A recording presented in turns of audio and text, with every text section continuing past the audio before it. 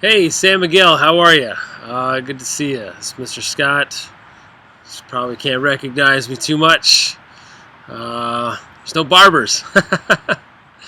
So before we begin, let us remember that we are in the holy presence of God. St. John Baptist de La Salle, pray for us. All right, so this week's assembly, as you guys have already seen, is that we're kind of going on the rhythm with the Thursday theme. So today is the virtue of wisdom. And this was put together by myself and a few people from my homeroom. So they had some input here. The first thing that we're going to talk about in wisdom are some of the words that are aligned with what wisdom is: insight, experience, judgment, knowledge, and common sense. These are 5 words that are very similar to what wisdom is, or what wisdom means in the sense of the actual word, right?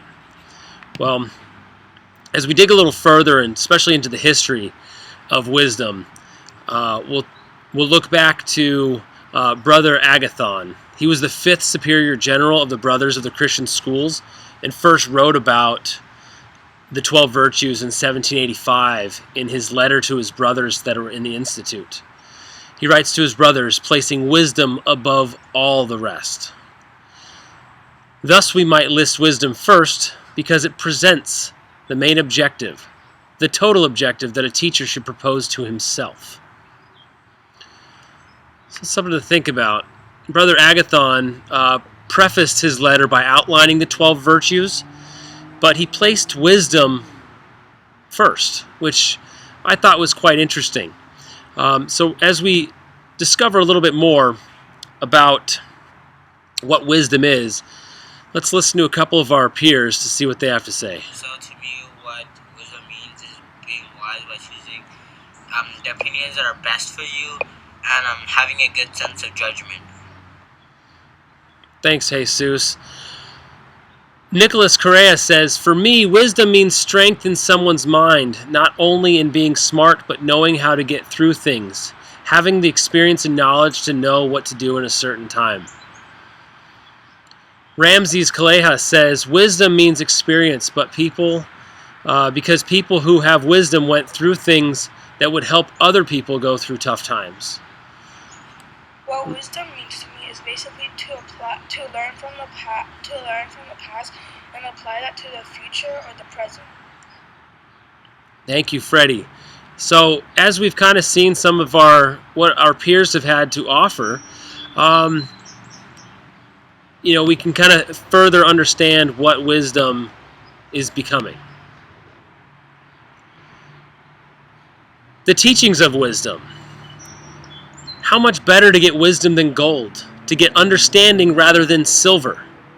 This is from the scripture of Proverbs 16:16. Wisdom is a virtue that gives us knowledge of the most glorious things through the most excellent principles, so that we may act accordingly in our lives.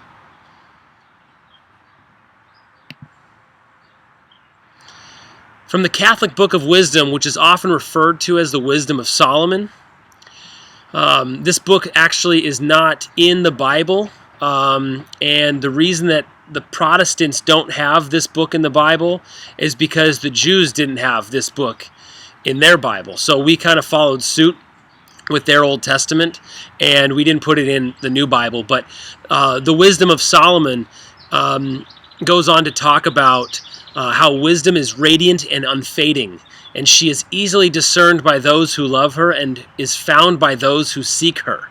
So when we break this down from the Wisdom of Solomon 6:12, it speaks to us that it's more important to find out why wisdom is what we need it to be in life, to find those, to make those decisions, right? One of the examples that I can give here is that If a teacher wishes to present his students a lesson in a subject that he teaches, such as math or English or history or art or whatever, he uses an obvious act of wisdom to fulfill his duty. He uses that experience in his prior occasions in life to, help discern what is going on with that lesson. But if a teacher speaks to his students in a manner where he cannot grasp the concepts or uses an inappropriate expression to explain the truths of that lesson, he sins against prudence. Now remember, there's an important difference between the two virtues. Last week we listened to Mr. Maffei's virtue on prudence. The difference here is that the virtue of wisdom is consistent in the act of making a teacher know, love, and fulfill the virtuous message for which he is responsible.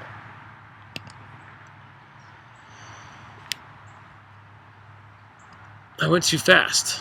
I need to go back. I wanted to say one other thing here.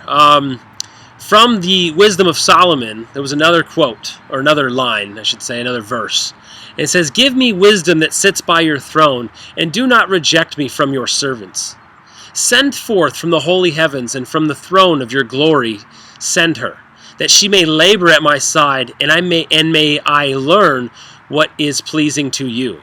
For she knows and understands all things, and she will guide me wisely in my actions, and guard me with her glory.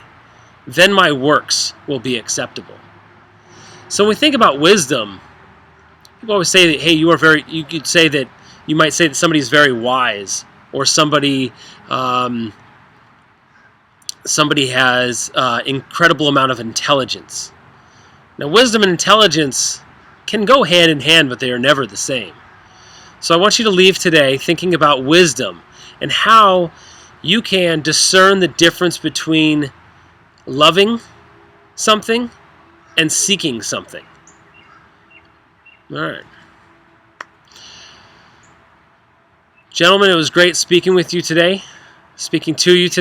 I hope that you guys have a great week, a great weekend. I miss all of you. I hope that we get to see you guys again soon. I've been very bored around my house, and I'd love to get back to see you guys. So hope all is well. Stay safe. Be healthy. Live Jesus in our hearts.